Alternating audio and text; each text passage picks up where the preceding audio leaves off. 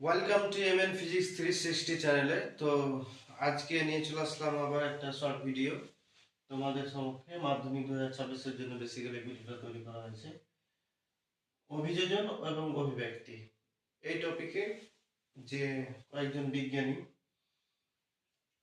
অভিব্যক্তি সম্পর্কে যে মতবাদগুলো প্রকাশ করেছেন তাদের সম্বন্ধে জেনে নিতে হবে। তো অভিযোজনটা কি? অভিযোজন বা অ্যাডাপ্টেশন কি? ধরো তুমি কোন একটা নতুন পরিবেশে গিয়েছো, তো সেই নতুন পরিবেশে তোমাকে কি করতে হবে? প্রথমে তাদের সঙ্গে খাপ খাওয়াতে হবে, মানিয়ে চলতে হবে। এই যে মানিয়ে চলা বা খাপ খাইয়ে চলার যে পদ্ধতি, সেটাকে বলা হয় অভিযোজন বা অ্যাডাপ্টেশন। কোন একটা পরিবেশে যখন তোমার অ্যাডাপ্টেশন ঘটে যাবে, তখন তোমার হচ্ছে কি সরল জীব থেকে ক্রমান্বয়ে কি হবে, জটিল জীবের উদ্ভব হবে। এই যে সরল জীব থেকে ক্রমান্বয়ে জটিল জীবের উদ্ভবটাকে বলা হয় কি অভিব্যক্তি। এই যে অভিব্যক্তি, সরল জীব থেকে জটিল জীব কিভাবে তৈরি হলো বা উৎপত্তি হলো বিভিন্ন ক্রম পর্যায়ে, সেই বিষয়ে বিভিন্ন বিজ্ঞানী বিভিন্ন মতবাদ প্রকাশ করেছেন। তাদের মধ্যে কয়েকজন উল্লেখযোগ্য, যেমন হচ্ছে ল্যামার্ক। কি ল্যামার্ক? তো আমাদেরকে জেনে নিতে হবে যে ল্যামার্ক সম্বন্ধে কি কি প্রশ্ন আছে মাধ্যমিকে, ঠিক আছে? সেগুলো বিষয়ে একটু বেশি জানবো। কি ল্যামার্ক? তো ল্যামার্ক থেকে যে প্রশ্নটা আছে, বেসিক্যালি ল্যামার্কের পুরো নাম আছে। অনেক সময় মাধ্যমিকে দিয়েছে যে ল্যামার্কের পুরো নাম কি। তো তোমাকে জানতে হবে ল্যামার্কের পুরো নাম হচ্ছে জ্যাঁ জ্যাঁ ব্যাপটিস্ট। কি? জ্যাঁ ব্যাপটিস্ট ময়েট বা ময়ে, বিভিন্ন বইয়ে ময়েটও লেখা আছে বা ময়ে তুমি লিখতে পারো, ঠিক আছে? ময়ে ল্যামার্ক, বা তুমি ময়েট লিখলেও কোনো ফ্যাক্টর হবে না। ল্যামার্ক। তো ল্যামার্কের পুরো নাম কি? জ্যাঁ ব্যাপটিস্ট ময়ে ল্যামার্ক বা ময়েট ল্যামার্ক। ওকে। তারপর হচ্ছে তিনি একটা বিখ্যাত বুক লিখেছেন। বুকটার নামও পরীক্ষাতে আছে। বুকটার নাম কি? Philosophic philo sorry philosophic zoology zoologic zoology philosophic zoology. ইংলিশে লিখতে পারো, কোনো ফ্যাক্টর না। তুমি যেটা পারবে সেটা দিয়ে লিখবে, তবে স্পেলিং ভুল করলে চলবে না। ফিলোসফিক জুলজিক ফিলোসফিক জুলজিক, ঠিক আছে? ইংলিশে লিখতে পারো, বাংলাতে পারো, মাধ্যমিকে কোনো ওটা কোনো ব্যাপার না। বাংলা মিডিয়াম যারা, তারা বাংলাতে লিখলেও কোনো ফ্যাক্টর না, ইংলিশে লিখলেও ফ্যাক্টর না। তো ল্যামার্কের পুরো নাম কি? Jean Baptist Mont Lamarck. এবং তার বিখ্যাত একটা বই হচ্ছে কি ফিলোসফিক জুলজি ফিলোসফিক জুলজি, এই হচ্ছে বই। এই বইতে ফিলোসফিক জুলজিক বইতে ল্যামার্ক, যে ব্যাপটিস্ট মন্ট ল্যামার্ক, অথবা পুরাতন বইগুলোতে দেখবে তুমি ল্যামার্কের বড় করে পুরো নাম লেখা আছে, ঠিক আছে? অত বড় নাম মনে রাখলে হবে? বড় করে বলতে Edwin Antoine Pierre de Jean Baptiste Monet Lamarck. Edwin Antoine Pierre de Jean Baptiste Monet Lamarck. বড় নাম, অত নামের কোনো ইকোনে, জাস্ট ইগনোর। তো মনে রাখবে এটা জ্যাঁ ব্যাপটিস্ট ময়েন্ট ল্যামার্ক, এটা লিখলে 1 নম্বর, ঠিক আছে? আর এখনকার বইগুলোতে এই নামটাই দেয় পুরো নাম, জ্যাঁ ব্যাপটিস্ট ময়েন্ট ল্যামার্ক। আর বুকটার নাম হচ্ছে কি ফিলোসফিক জুলজিক। এই যে ফিলোসফিক জুলজিকে দুটো প্রতিপাদ্য খুব ফেমাস। একটা হচ্ছে অর্জিত গোষ্ঠীর বংশানুসরণ, অর্জিত বৈশিষ্ট্যের কি অর্জিত বৈশিষ্ট্যের বংশানুসরণ, বংশানুসরণ। তোমরা কি করে বলো তো? 1.2 বা 1.5 স্পিডে ভিডিও চালিয়ে দিয়ে দেখবে, কারণ তোমাদের এগুলো পড়ানো আছে, বিভিন্ন স্কুলে পড়েছে, হয়তো টিউশনে পড়েছে, তোমরা জানো এগুলো অলরেডি কি এগুলো প্রতিবদ্ধ। তো একটু খালি কি মাধ্যমিকের আগে একটু চোখ বুলিয়ে নিবা ভিডিওগুলো, তাহলে আমার একটা হয়ে যাবে। অর্জিত বৈশিষ্ট্য বংশানুসরণ। অর্জিত বৈশিষ্ট্য বংশানুসরণ বলতে লেবার কি বুঝিয়েছেন? যে সাপোজ ধরো জীবের কোনো জীবদশায় যে নতুন চারিত্রিক বৈশিষ্ট্যগুলি এক পুরুষ থেকে পরবর্তী পুরুষে, ঠিক আছে, এক পুরুষ থেকে পরবর্তী পুরুষে সঞ্চালন বা বৈশিষ্ট্যের বংশানুসরণটাকে বলা হয় কি অর্জিত বৈশিষ্ট্য বংশানুসরণ।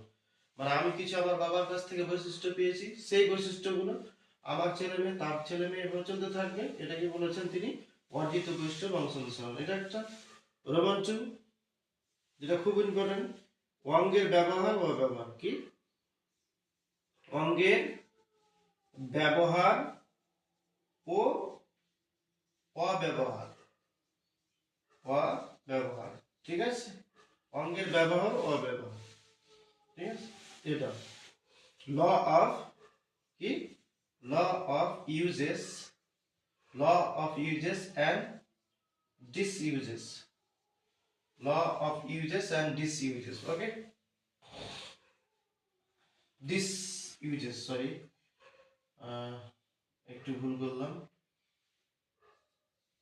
ডিসইউজেস, law of uses and disuses. অঙ্গের ব্যবহার ও অব্যবহার, অঙ্গের ব্যবহার অব্যবহার সূত্র এখানে মেনলি ল্যামার্ক বুঝিয়েছেন যে কিছু কিছু যে আমাদের ইয়ে আছে,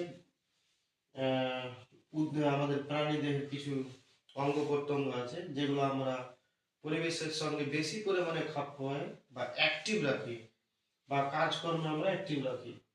তো সেগুলো হচ্ছে কি, যেহেতু অ্যাক্টিভ সেহেতু তোমার নেক্সট জেনারেশন, পরবর্তী বংশানুসরণ ওই বৈশিষ্ট্যগুলো সুস্থ এবং সবল হয়, আর বাকিগুলো হচ্ছে কি নিষ্ক্রিয় হয়ে অবলুপ্ত হয়ে যায়, ঠিক আছে? আর যেগুলো আমরা ডিসইউজ করি, ব্যবহার করি না, সেই অঙ্গ প্রত্যঙ্গগুলো দিনের পর দিন কালক্রমে কি হচ্ছে, পৃথিবী থেকে নিষ্ক্রিয় হয়ে যায় বা অবলুপ্ত হয়ে যায়। যেমন উদাহরণ হিসেবে তুমি বলতে পারো, অঙ্গের ব্যবহারের উদাহরণ তুমি দিতে পারো, কিসের অঙ্গের ব্যবহারের উদাহরণ দিতে পারো, যে এই যে হাঁস যে আছে, হাঁস কি, হাঁস, হাঁসের কিন্তু আগে লিপ্ত পদ ছিল না, তাদের যে পূর্বপুরুষ ছিল তাদের কোনো লিপ্ত পদ ছিল না। ওরা জীবনের তাগিদে, খাদ্যের তাগিদে, চাহিদার্থে কি করেছে, জলে ঝাঁপ দিয়ে সাঁতার কেটেছে।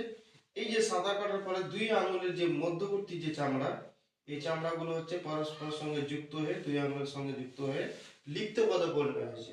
তার মানে কি, তার পূর্বপুরুষের কোনো লিপ্ত পদ ছিল না, এখনকার হাঁসগুলো দেখবা লিপ্ত পদ আছে, ঠিক আছে? এই যে হাঁসের যে লিপ্ত পদ, তার এটা হচ্ছে অঙ্গের ব্যবহারের জন্য হয়েছে। তারপরে হচ্ছে অঙ্গের অব্যবহার, অঙ্গের কি, অব্যবহার, অঙ্গের অব্যবহার। অঙ্গের অব্যবহার বলতে কি, যেমন তুমি শুনেছো হয়তো যে সাপের পূর্বপুরুষের পা ছিল, কিন্তু সাপ গর্ত থেকে থেকে তার পা গুলোকে ডিসইউজ করার ফলে কি হয়েছে, কালক্রমে অবলুপ্ত হয়েছে বা নিষ্ক্রিয় হয়ে গেছে, ঠিক আছে? তো তারপর একটা শুনেছো যে মানুষের লেজ ছিল, মানুষের লেজ কোনো ব্যবহার করেনি, ডিসইউজ করেছে, তাই কালক্রমে অবলুপ্ত হয়ে গেছে, নিষ্ক্রিয় হয়ে গেছে। এই এই যে উদাহরণগুলো যে দিলাম, এগুলো হচ্ছে অঙ্গের ব্যবহার অব্যবহার হিসাবে তিনি ল্যামার্ক চিহ্নিত করেছেন, ঠিক আছে? তাহলে দুটো বৈশিষ্ট্য, সরি, দুটো প্রতিবন্ধ এখান থেকে পড়তে হবে। একটা হচ্ছে অর্জিত বৈশিষ্ট্য বংশানুসরণ, আর আরেকটা পরিণত হবে অঙ্গের ব্যবহার এবং অব্যবহার, ঠিক আছে? অর্জিত বৈশিষ্ট্য বংশানুসরণ বলতে কি বুঝালাম, যে জীবদেশের চারিত্রিক বৈশিষ্ট্যগুলি এক পুরুষ থেকে পরবর্তী পুরুষে সঞ্চালনটাকে বলা হয় কি, অর্জিত বৈশিষ্ট্য বংশানুসরণ। অঙ্গের ব্যবহার হচ্ছে যে অঙ্গগুলো তুমি বেশি ব্যবহার করবে, সেই ব্যবহারগুলো কি হবে, সুস্থ এবং সবল হবে এবং কালক্রমে ন্যাচারাল দ্বারা সিলেকশন হতে থাকবে। আর যেগুলো অব্যবহার, যেটা তুমি ব্যবহার করবে না, জীবের যে জৈব দশা, যেরকম মানুষের লেজ ছিল আগে, ব্যবহার করিনি, তারপরে কালক্রমে কি হয়েছে, অবলুপ্ত হয়ে গেছে। যেমন তোমার সাপের বললাম যে সাপের পূর্বপুরুষের পা ছিল, সাপ গর্তে থেকে থেকে ব্যবহার করেনি, সাপগুলো, সাপের যে পুরো অগ্রপদ এবং পশ্চাৎপদ সবগুলো হচ্ছে বিলুপ্ত হয়ে গেছে। এই হচ্ছে তোমার থিওরি ল্যামার্কের। তাহলে ল্যামার্কের পুরো নাম জেনে নিবা, বুস্টার নাম জানবা, আর এই যে দুটো বৈশিষ্ট্য প্রতিপাদ্য, এই দুটো প্রতিপাদ্য একটু এক্সপ্লেইনটা দেখে নিব, ওকে? একটা হচ্ছে অর্জিত বৈশিষ্ট্য বংশানুসরণ, একটা হচ্ছে অঙ্গের ব্যবহার এবং অব্যবহার। অঙ্গের ব্যবহার তুমি জিরাফের ওই যে গ্রীবাটা দিতে পারো, উঁচু গাছের পাতা খেতে খেতে কি হয়েছে,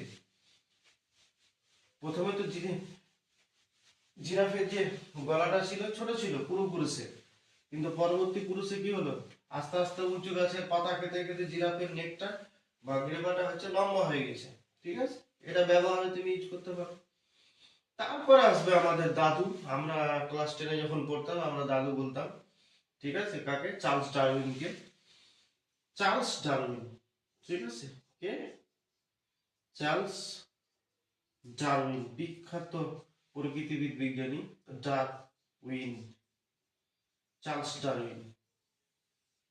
এ দাদু কি করেছে, 5 বছর ধরে, কত? 5 বছর ধরে HMS বিগল, কি HMS বিগল, জাহাজটার নাম কি? HMS বিগল নামক জাহাজে করে 5 বছর ধরে, ঠিক আছে, একটা দ্বীপপুঞ্জ, নাম হচ্ছে কি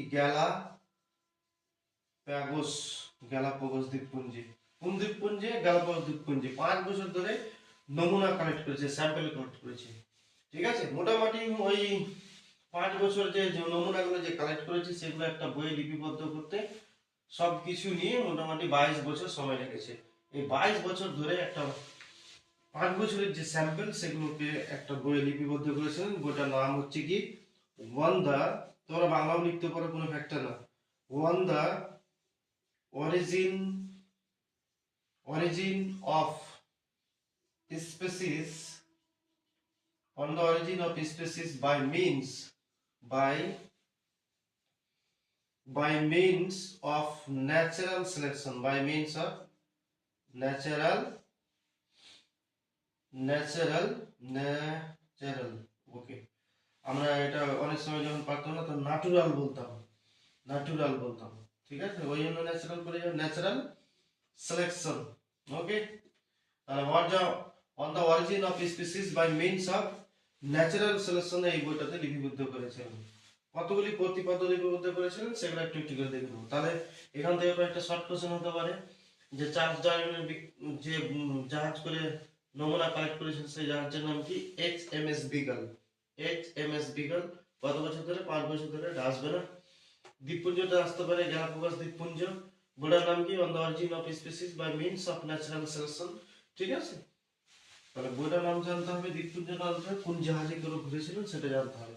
কতগুলি প্রতিপাদ্য দিয়েছিলেন সেই প্রতিপাদ্যগুলো আমি একটু একটু করে তোমাদের ইন্ডিকেট করছি আর হালকা করে বলে দিচ্ছি। ওকে, প্রথমে তিনি দেখেছিলেন এই পৃথিবীতে অত্যাধিক হারে বংশবৃদ্ধি হচ্ছে। তাহলে 1 নম্বর হচ্ছে কি?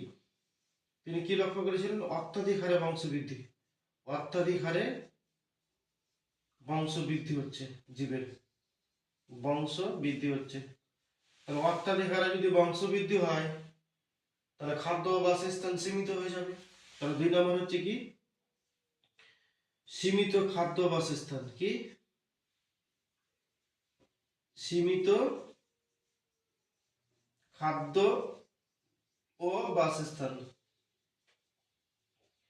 তো সীমিত খাদ্য বাসস্থান যদি হয় তাহলে তুমি একটা জিনিস দেখো, তাহলে এই যে খাদ্য বাসস্থানের জন্য, ঠিক আছে, খাদ্যের জন্য বাসস্থানের জন্য প্রজাতি নিজ প্রজাতির হতে পারে অথবা অন্য কোনো দুটো প্রজাতির মতো হতে পারে।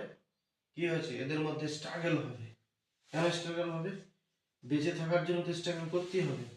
তো অস্তিত্বের জন্য জীবন সংগ্রাম করতে হয়, struggle for existence, struggle for existence, অস্তিত্বের জন্য জীবন সংগ্রাম, কি?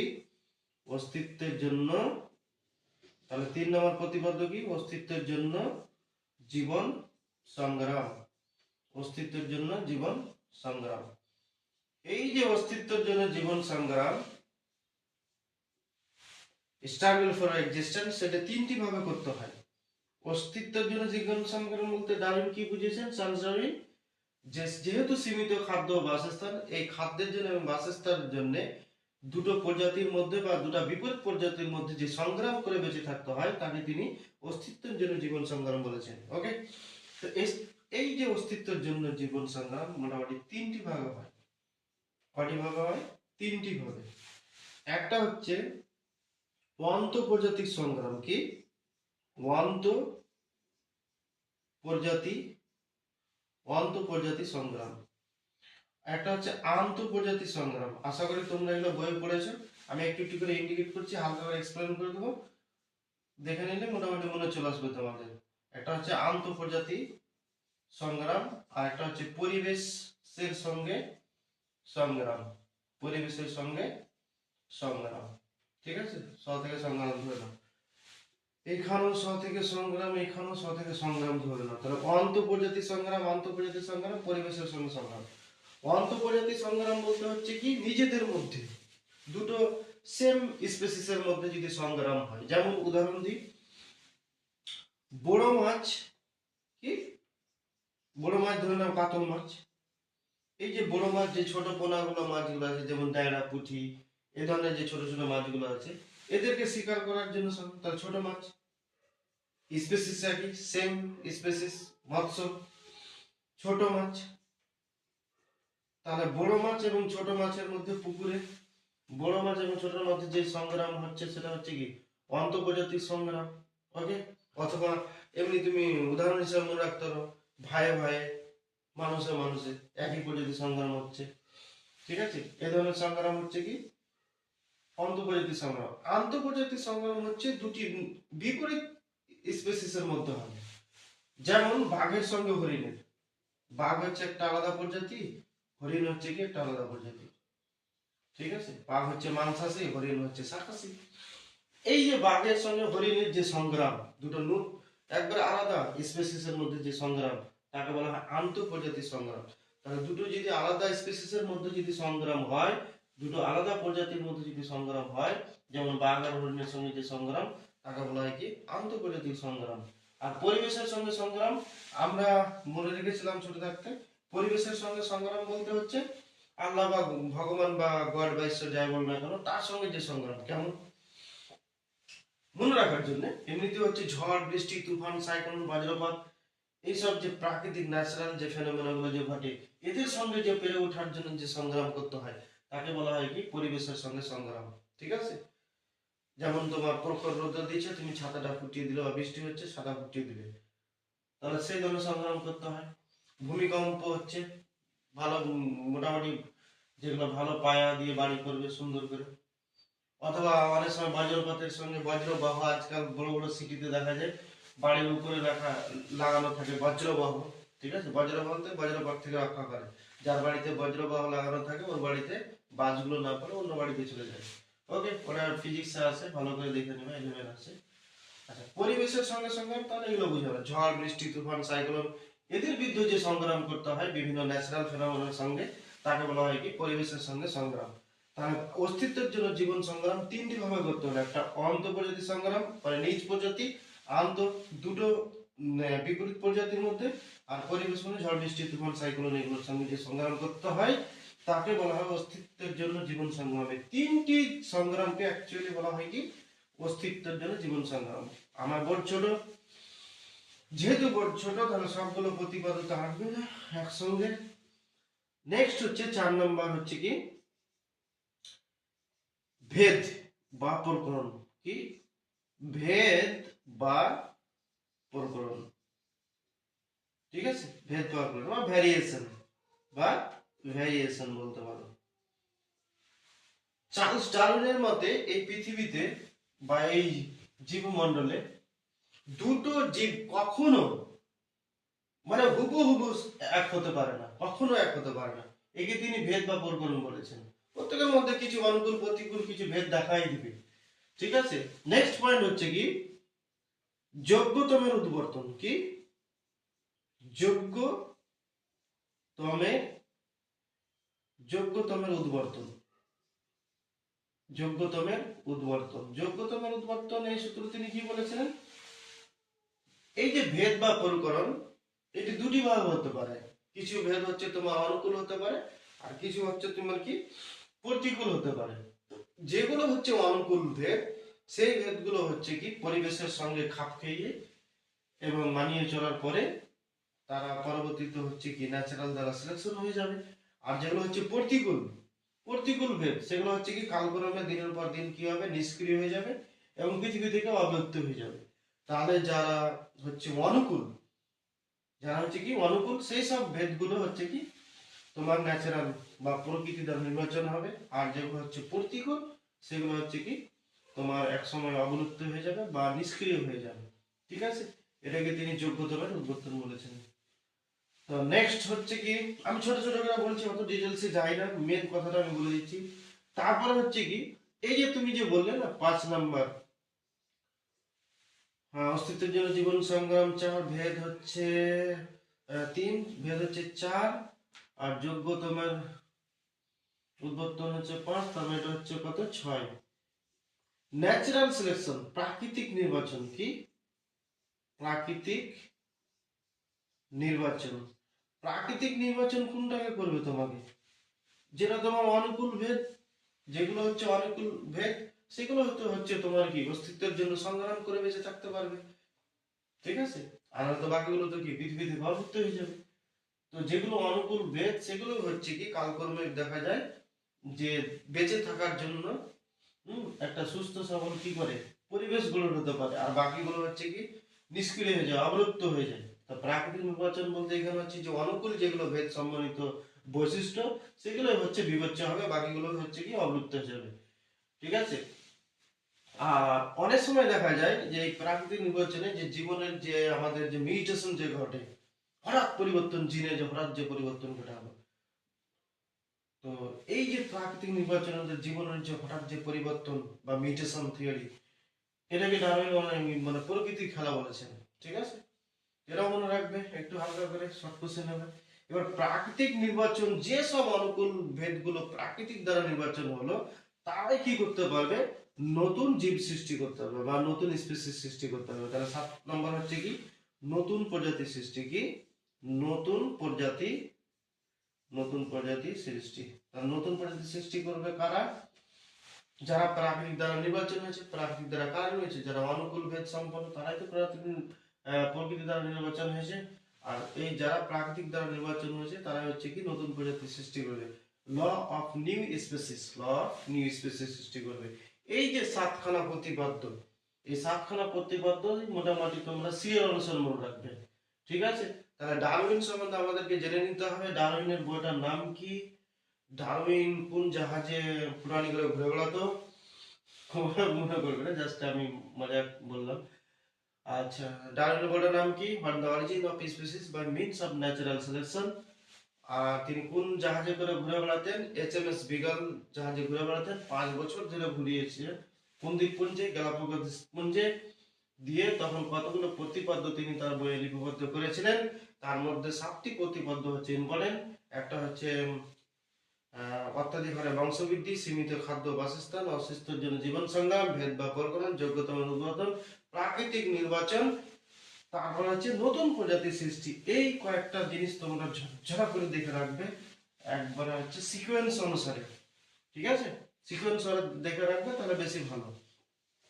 ল্যামার্কের আমি কি বললাম, ল্যামার্কের পুরো নাম জানতে হবে। ল্যামার্কের পুরো নাম হচ্ছে জ্যা ব্যাপটিস্ট ময়েড ল্যামার্ক, অথবা পুরাতন বইগুলোতে অনেকগুলো বই লেখা আছে এডিউনাইটেরি পিএ দি জ্যা ব্যাপটিস্ট ময়েড ল্যামার্ক, দরকার নেই, ছোট্টটা মনে রাখবে। বইটার নাম হচ্ছে ফিলোসফিক জুওলজি। আর তিনি দুটো প্রতিপাদ্য ব্যাখ্যা করেছেন, একটা হচ্ছে কি অস্তিত্বের জন্য জীবন, সরি, অর্জিত বৈশিষ্ট্যের বংশানুসরণ এবং অঙ্গের ব্যবহার ও অব্যবহার, ল অফ ইউজেস এন্ড ডিসইউজেস। এই যে কয়েকটা মোটামুটি জানবে। আর এদেরই বিরুদ্ধে, এইসব বিজ্ঞানীর বিরুদ্ধে বিজ্ঞানী ভয়েসম্যান বা ওয়াইসম্যান, ইংলিশে ওয়াইসম্যান মানে বিজ্ঞানী, আর বাংলাতে আমরা অনেক সময় ভয়েসম্যান বলি। তিনি হচ্ছে তো ইঁদুর নিয়ে, মাছি নিয়ে কতগুলা পরীক্ষা করে এদের প্রতিপাদ্যগুলোকে বিপরীত ব্যাখ্যা দিয়েছিলেন, ঠিক আছে। ওগুলো একটু হালকা দেখে নেবে।